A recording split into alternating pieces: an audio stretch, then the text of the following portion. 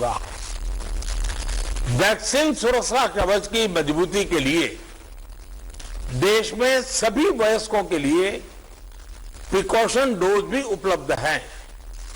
Teachers, parents और बाकी eligible लोग भी प्रिकॉशन डोज ले सकते हैं। इस तरह भी हमें उन्हें जागरूक करते रहना होगा।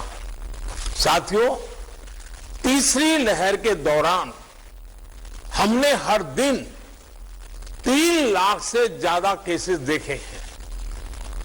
हमारे सभी राज्यों ने इन केसेस को हैंडल भी किया और बाकी सामाजिक आर्थिक गतिविधियों को भी गति दी। यही बैलेंस आगे भी हमारी स्ट्रेटेजी का हिस्सा रहना चाहिए। हमारे साइंटिस्ट और एक्सपर्ट्स नेशनल और ग्लोबल सिचुएशन को लगातार मॉनिटर कर रहे हैं। उनके सुझावों पर हमें प्रिएम्प्टिव, प्रोएक्टिव और कलेक्टिव अप्रोच के साथ काम करना होगा। इन्फेक्शंस को शुरुआत में ही रोकना हमारी प्राथमिकता पहले भी थी और अब भी यही रहनी चाहिए। आप सबने भी जिस बात का उल्लेख किया, टेस्ट, ट्रैक और ट्रीट की हमारी स्ट्रेटेजी को भी हमें उतने ही प्रभावी तौर पर लागू करना है। आज कोरोना की जो स्थिति है उसमें यह जरूरी है कि अस्पतालों में भर्ती मरीजों में जो हमारे गंभीर इन्फ्लुएंजा के केसेस हैं उनका 100% RT-PCR टेस्ट हो। इसमें जो भी पॉजिटिव आते हैं उनका सैंपल जीनोम सीक्वेंसिंग के लिए जरूर भेजें। इससे हम वेरिएंट की समय समय पर पहचान कर पाएंगे। साथियों, हमें सार्वजनिक स्थानों पर कोविड एप्रोप्रिएट बिहेवियर को प्रमोट करना है। साथ ही पब्लिक में पैनिक न फैले, ये भी सुनिश्चित करना है। साथियों, आज की इस चर्चा में हेल्थ इंफ्रास्ट्रक्चर को अपग्रेड करने के लिए जो काम हो रहे हैं उनकी भी बात हुई। इंफ्रास्ट्रक्चर के अपग्रेड का काम तेजी से चलता रहे, ये सुनिश्चित किया जाना चाहिए। बेड्स, वेंटिलेटर्स और PSA ऑक्सीजन प्लांट जैसी सुविधाओं के मामले में हम काफी बेहतर स्थिति में हैं, लेकिन ये सारी सुविधाएं फंक्शनल रहे, हमें ये भी सुनिश्चित करना होगा और उसको मॉनिटर किया जाए, जिम्मेवारी तय की जाए ताकि कभी जरूरत पड़े तो हमें संकट ना आए।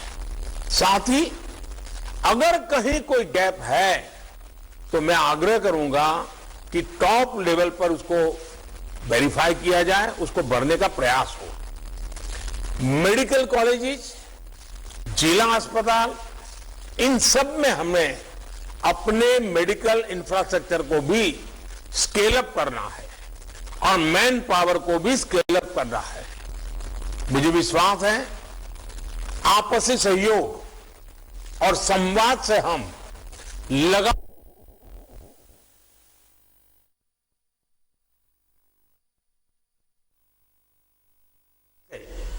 कोरोना के खिलाफ लड़ाई लड़ते भी रहेंगे और रास्ते भी निकालते रहेंगे।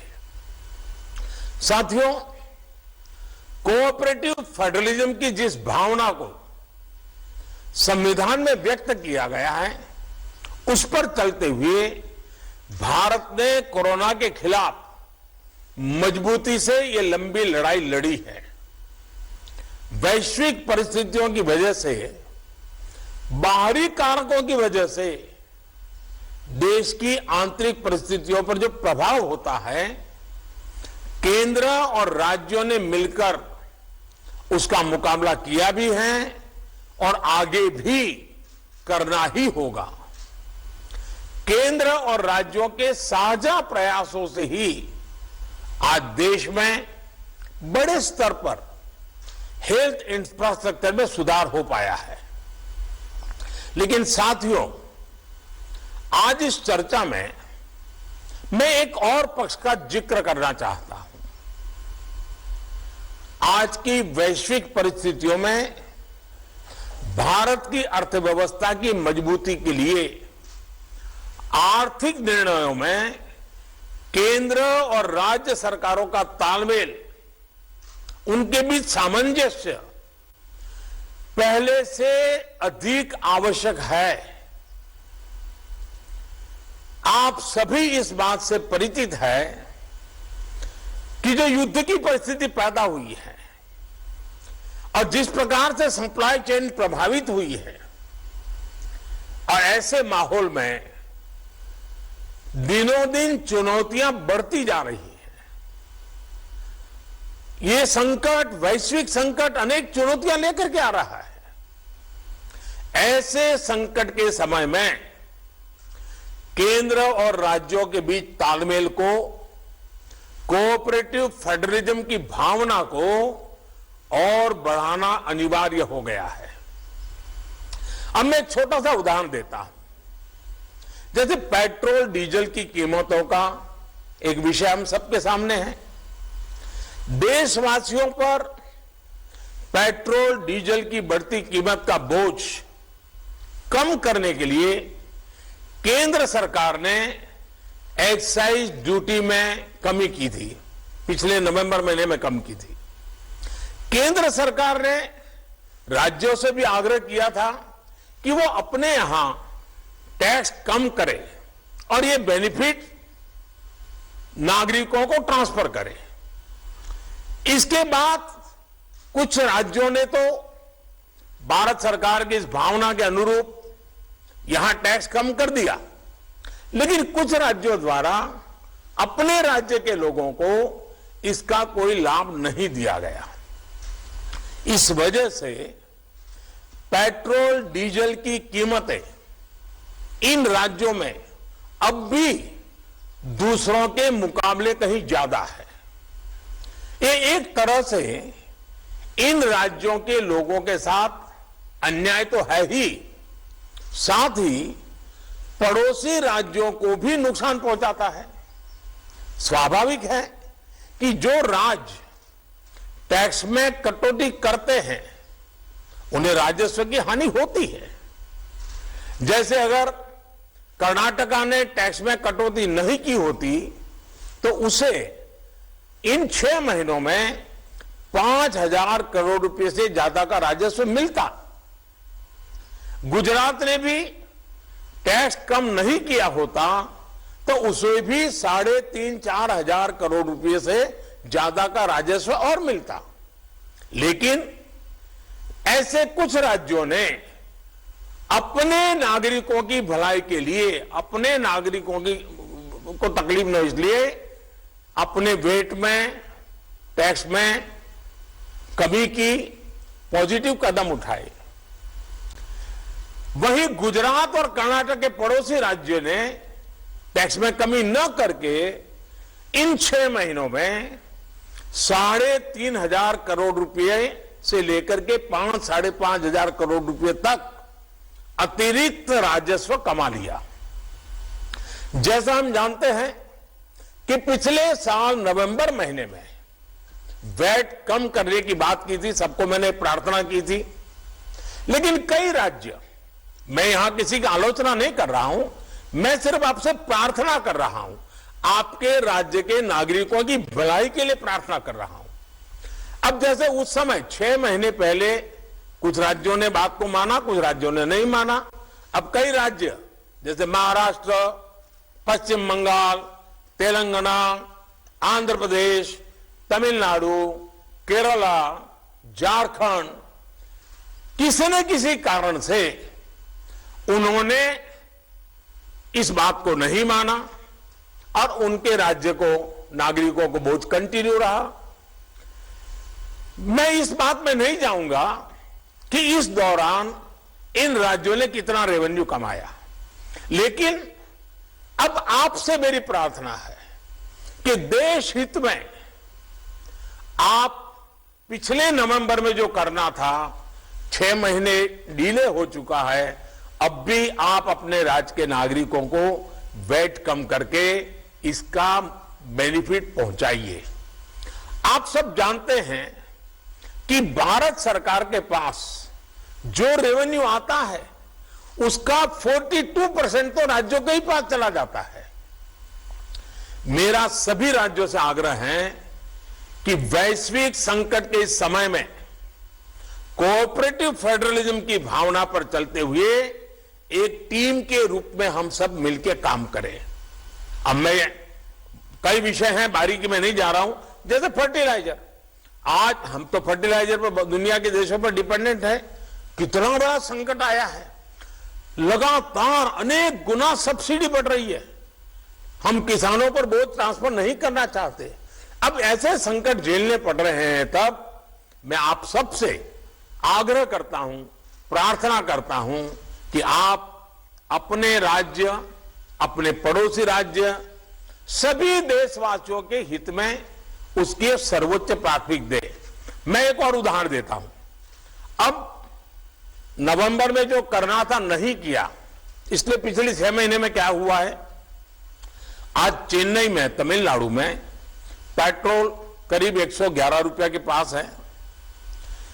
जयपुर में 118 से भी ज्यादा है। हैदराबाद में 119 से ज्यादा है। कोलकाता में 115 से ज्यादा है। मुंबई में 120 से ज्यादा है। और जिन्होंने कटौती की, मुंबई के ही बगल में दीव दमन में 102 रुपया है। मुंबई में 120, बगल में दीव दमन में 102 रुपया। अब कोलकाता में 115, लखनऊ में 105, हैदराबाद में 120 करीब करीब, जम्मू में 106, जयपुर में 118, गुवाहाटी में 105, गुड़गांव में 105 है। देहरादून, छोटा राज्य हमारा उत्तराखंड, 103 रुपया है। मैं आपसे आग्रह करता हूं कि आप 6 महीने भले जो कुछ भी आपका रेवेन्यू बढ़ा आपके राज्य के काम आएगा, लेकिन अब पूरे देश में आप सहयोग कीजिए। ये मेरी आपको विशेष प्रार्थना है। आज साथियों, एक विषय और जिस पर भी मैं अपनी बात आज कहना चाहता हूं, देश में गर्मी तेजी से बढ़ रही है और समय से पहले बहुत गर्मी बढ़ रही है। और ऐसे समय में हम अलग अलग स्थानों पर आग की बढ़ती हुई घटनाएं भी देख रहे हैं। जंगलों में, महत्वपूर्ण इमारतों में, अस्पतालों में आग की कई घटनाएं बीते कुछ दिनों में हुई है। हम सबको याद है वो दिन कितने पीड़ादायक थे जब पिछले साल कई हॉस्पिटलों में आग लगी, और वो बड़ी दर्दनाक स्थिति थी। बहुत मुश्किल समय था वो। अनेक लोगों को इन हादसों में अपनी जान गंवानी पड़ी थी। इसलिए मेरे सभी राज्यों से आग्रह है कि अभी से हम विशेषकर हॉस्पिटलों का सेफ्टी ऑडिट करवाएं, सुरक्षा के इंतजाम पुख्ता करें और प्राथमिकता के आधार पर करें। ऐसी घटनाओं से हम बच सके, ऐसी घटनाएं कम से कम हो, हमारा रिस्पांस टाइम भी कम से कम हो, जान माल की हानि ना हो।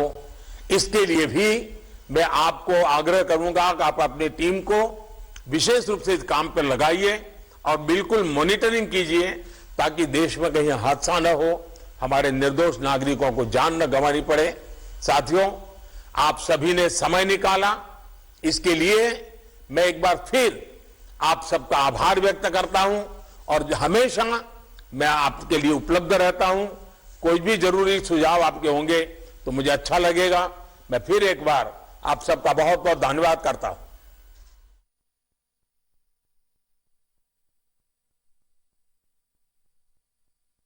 राज्यों के मुख्यमंत्रियों